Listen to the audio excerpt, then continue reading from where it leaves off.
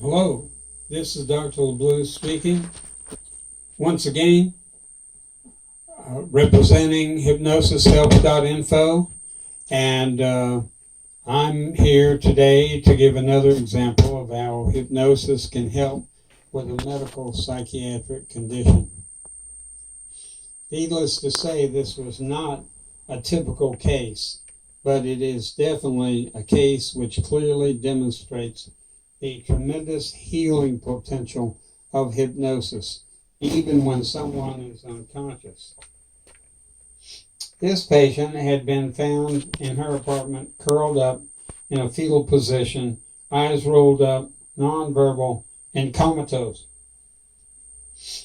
The only thing known about her was that her dog had been killed in an automobile accident about a week before she was found.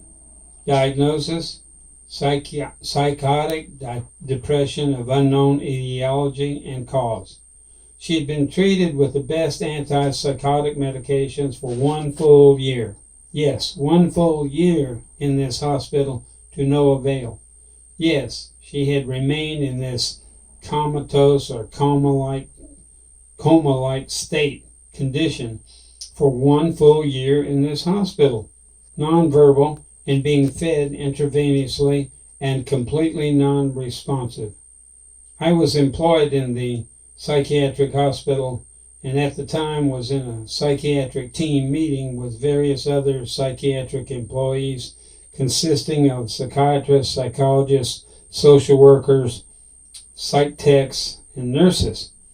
The team leader presented the case to the group and asked if anyone had any ideas that might help with this case, as the patient had remained unresponsive in spite of being treated extensively with the best antipsychotic medications available and psychiatric care, but to no avail.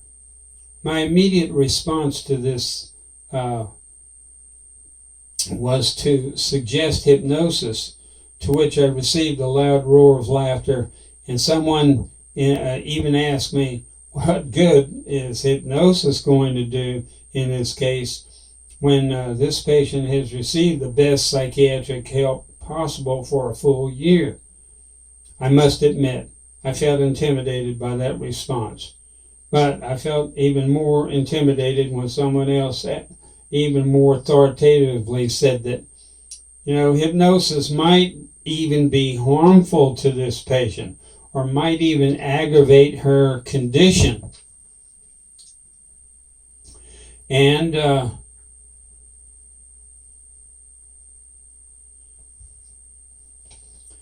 needless to say, I felt very overwhelmed by the response of this group, and even today will never forget the overwhelming negative response that my suggestion that hypnosis might help. Nevertheless, I argued persistently and was finally allowed to try hypnosis with this patient, as long as I did it under the supervision of the psychiatrist team leader, who incidentally had no training, hypnosis training whatsoever. At any rate, the patient proved quite responsive to hypnosis and was able to talk while hypnotized, and during the first session, the patient revealed what the real problem was. What was going on was that this patient was mourning the death of her father, who had died 11 years previously, and which she had never grieved, in which the death of her dog somehow triggered a flood of delayed grief, which was strong enough to make her comatose and appear psychotic. The patient was hypnotized 5 or more times, and on the last session, she announced she was leaving AMA, and she did. in spite of nurse efforts to prevent her leaving. So the correct diagnosis was not psychotic depressive reaction of unknown cause, but instead was a delayed grief reaction caused by the death of her dog, and it took psychiatric hypnosis to bring about the release of what was happening, the delayed grief, and thereby a new mental balance, that is a condition known as homeostasis. Once again, the human brain is a miraculous piece of equipment. And in this case, it protectively delayed all of the deep sadness this patient experienced over her father's death. So once again, I have to ask the question, why wasn't psychiatric hypnosis diagnosis and evaluation done on this patient in the first place? Everything else was tried before the alternative of hypnosis was even considered. And consider how diagnostically productive the hypnosis was in this case. Makes me wonder, could psychiatric hypnosis and evaluation have been productive in the Otto Warmbier case? Unfortunately, we will never know. But why not give it an opportunity in future cases?